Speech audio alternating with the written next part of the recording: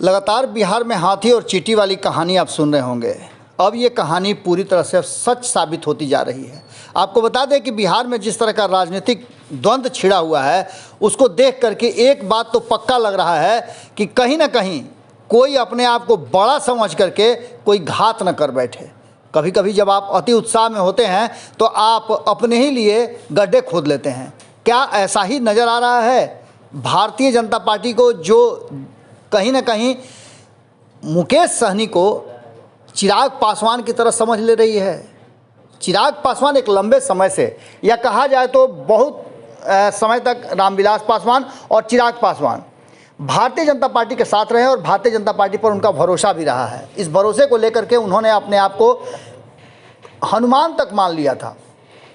इन सारी बातों के बाद पिछले एक महीना से जिस तरह से चिराग पासवान के साथ हो रहा है, उनकी पार्टी टूटी, उसके बाद उनके सांसदों को अलग किया गया और अब चिराग पासवान से बात करने तक के लिए तैयार नहीं है भारतीय जनता पार्टी। ऐसी स्थिति में आप समझ सकते हैं कि भारतीय जनता पार्टी के लिए ये कोई नया बात नहीं है। भारतीय जनता पार्टी इससे पहले भी कई दलों को कहीं ना कहीं आपने देखा होगा कि समाप्त करने की कोशिश कर चुकी है। जो भारतीय जनता पार्टी के साथ आया, उसके साथ गठबंधन किया, उसकी स्थिति अच्छी नहीं रही है। नीतीश कुमार भी लगभग उसी रास्ते में आ रहे थे, लेकिन नीतीश कुमार राजनीतिक रूप से इतने मजबूत हैं कि भारतीय जनता पार्टी उन पर हाथ नहीं डाल पा रही थी।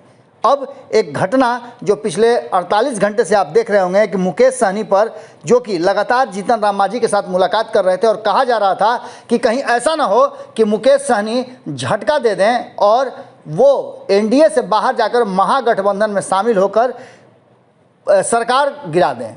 अब ऐसी स्थिति में आपको पता है कि क्या कुछ हुआ मुकेश सहनी के साथ। मुकेश सहनी उत्तर प्रदेश जाते हैं, चुनाव लड़ने की तैयारी करते हैं और फूलन देवी के शहादत दिवस के दिन वहां कार्यक्रम करना चाहते हैं। इन सारी बातों को लेकर के जो कुछ भी हुआ वो आप अच्छी तरह से जानते हैं। लेकिन उसके बाद जब आते हैं बिहार, और बिहार आने के बाद बिहार के कई दल, कई नेता उनका समर्थन कर देते हैं। समर्थन के बाद उनके विधायक बाहर आते हैं और कहते हैं कि हमें तो जानकारी ही नहीं थी कि मुकेश सहनी ने यह फैसला ले लिया है। इस बात पर जब पत्रकार मुकेश सहनी से पूछते हैं कि आपके ही विधायक आपके साथ नहीं हैं, तो मुकेश सहनी का तेवर बड़ा ही तल्ख हो जाता है। वो साफ तौर पे धमकी भरे लहजे में कहते हैं कि अगर है हिम्मत किसी में तो वो हमारे विधायकों को छेड़ करके और देख ले।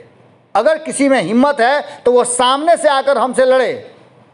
अगर भीतर भीतर कोई लड़ेगा, पर्दे के पीछे से कोई करेगा, तो पर्दे में आग लगा दूंगा।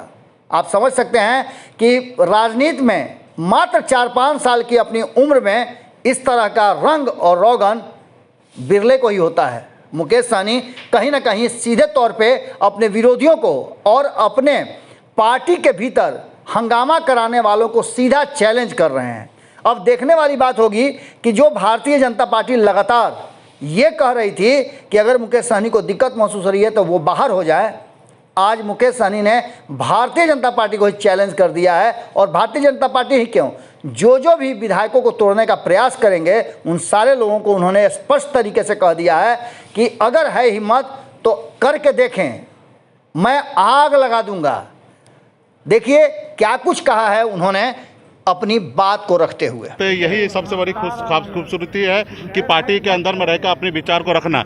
और मैं इस बात से सहमत हूँ कि मेरे पार्टी के जो भी हमारे माननीय विधायक हैं, जो भी बात रख रहे हैं वो मजबूती से रख रहे हैं और हम उस बात को सुन रहे हैं, समझ रहे हैं और हमारे पार्टी के सारे लोग हमारे साथ में हैं। कौन तोड़ रहा है आपकी पार्टी को? कौन तोड़ रहा है मुकेश जी? कौन उनको क्लियर संदेश जाता होगा।